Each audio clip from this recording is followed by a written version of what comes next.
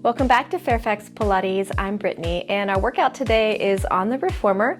We're going to focus specifically on our core. So a lot of stretching in the lower back, a lot of strengthening in the form of crunch-like movements for the abdomen, and then some twisting, some lateral bending, things to focus primarily on the obliques. So everything today is going to be for that. Not only so that you build strength, you have confidence when you're moving, being active, playing sports, whatever you do, but also so that you're able to complete the Pilates repertoire successfully, okay? So we're actually gonna start warming up the lower back. I like to begin light on a blue spring. You're gonna carefully step inside the well, and our feet are about hip distance apart. We're gonna hold on to the top of the shoulder blocks. Knees are just a smidge soft. And we are doing a reverse elephant here. So we're tucking the tail under, bringing the carriage toward the legs, and then we're lengthening back out.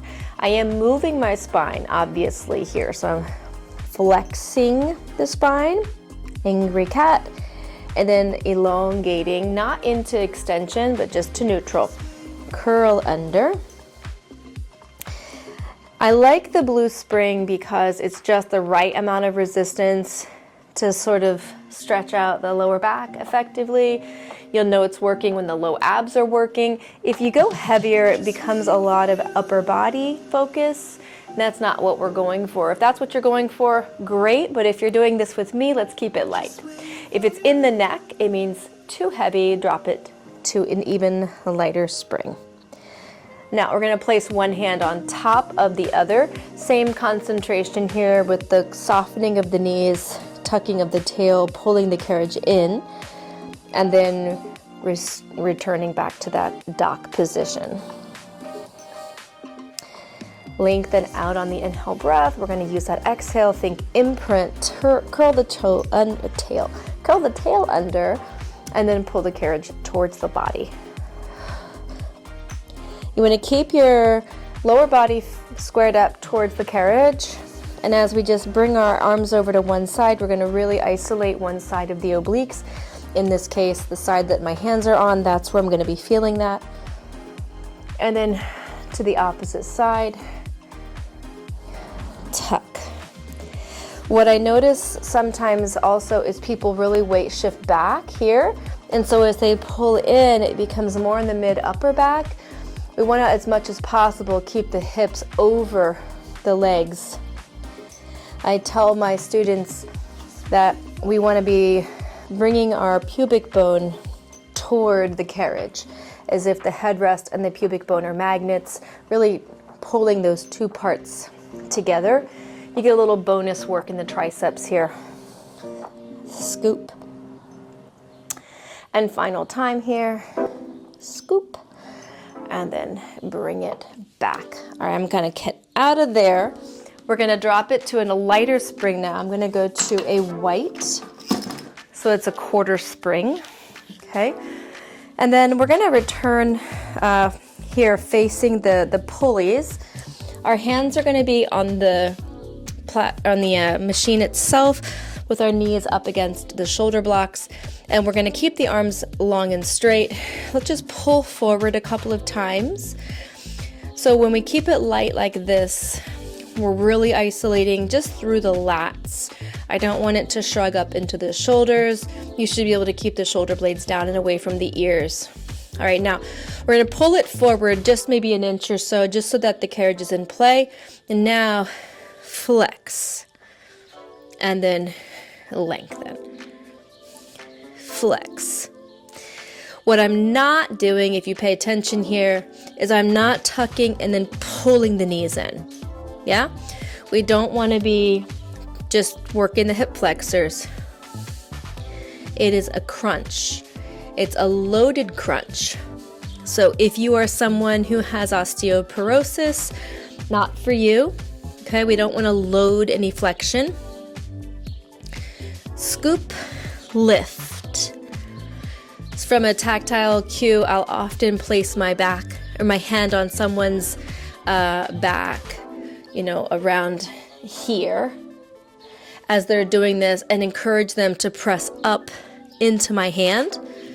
to get the lower back flexing and the lower abs really working. Okay, so from here, I'm gonna get to the start position again.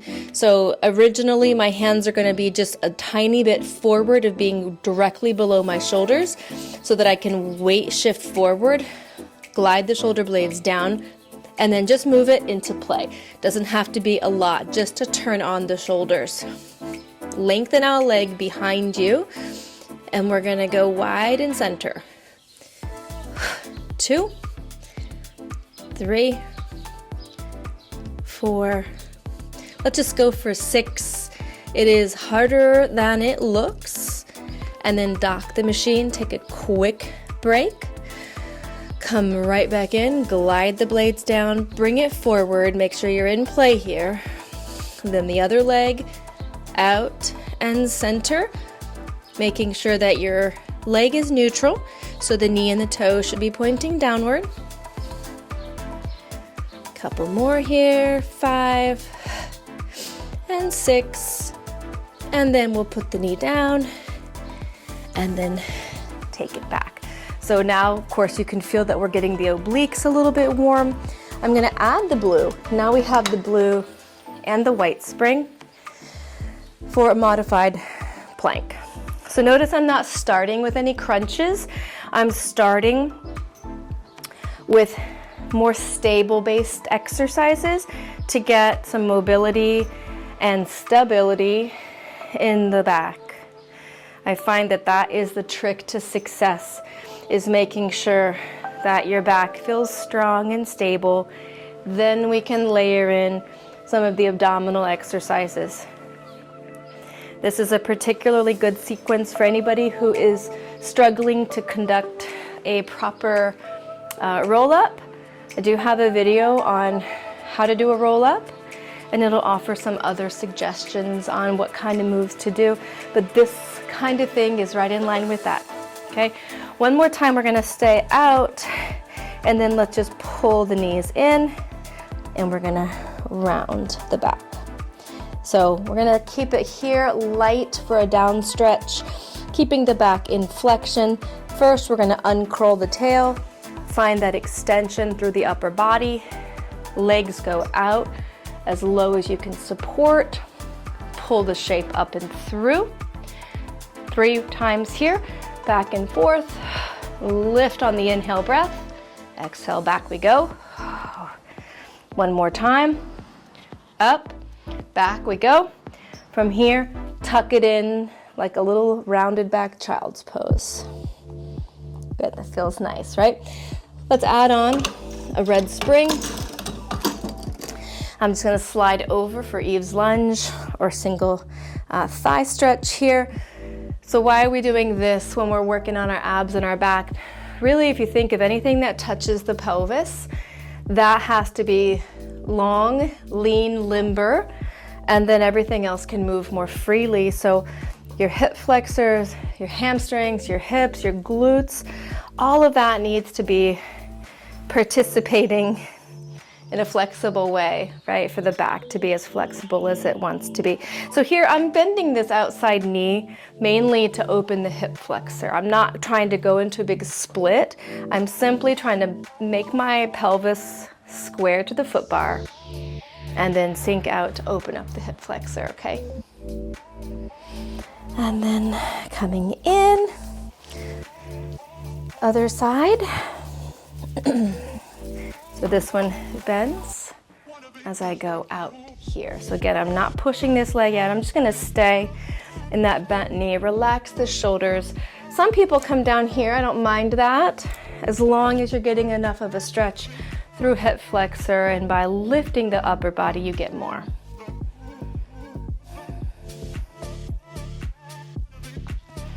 All right, and then come on back. We're gonna go back to a light spring. The majority of this workout today is gonna be on a light spring because really we're working on abs and mobility. So let's keep it light. The blue, I'm gonna add the white. Okay, so a blue and a white 3/4 springs. All right, we're gonna be up on the knees. Up against the shoulder block is gonna be easier than if you're here in the center. I'm gonna place prayer hands together inside, and I'm gonna rotate. When we have our hands inside like this, it isolates the oblique here on the foot bar side. We don't want to be using the pec muscle to do this, so let's keep both hands inside. I'm squeezing an imaginary yoga block with my inner thighs, so my adductors help support the lower back. 2 more. Exhale, turn. And again, exhale, turn. All right, now lateral bending. Because I'm on my knees, I've got 3/4 springs. It's a smidge heavy for me, so I'm gonna just scoot in so I'm against the shoulder blocks. And we're gonna bring the hands up here behind the head. So in this position, I feel a pull towards my pulley. So the work is in getting up to vertical here. Squeeze an invisible yoga block. We're really working this outer oblique, and I'm gonna allow my body to bend towards the rope and then to vertical. Watch that you don't lose your shoulders and your ears. Take it side and then up. Side and up. Let's get 4 more. 4 and 3 and 1 more time. Good. And then let's take this all the way down. Okay, same on the other side, please. Prayer hands to begin. Put yourself sort of in the center. You can even tuck the toes against the carriage here for more stability. We're going to keep the hands roughly chest height. They don't need to be up over your face. It tends to elevate the shoulders, so just keep the shoulders pretty relaxed and focus on the obliques here. Any of this kind of stuff, not only is rotation good for life, but it's excellent for sport. So if you have active clients or if you're active, I do a lot of work for the obliques. I play tennis, so I need that rotational power, and I also want to be balanced. 2 more here.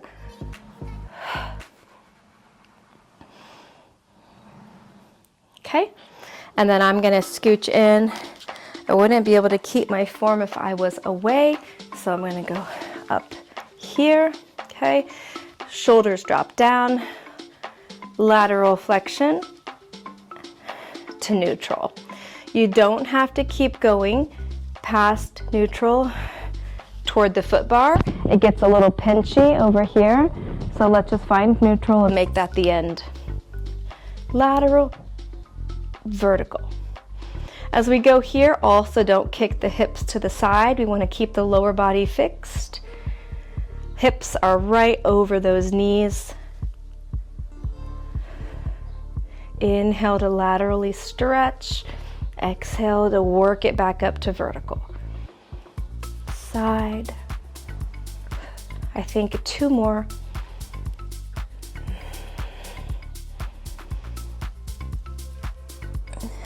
And up. Okay, and let's bring it down. We're going to keep this light spring. So we're on a blue and a white still. I'm going to place my feet right in the center here.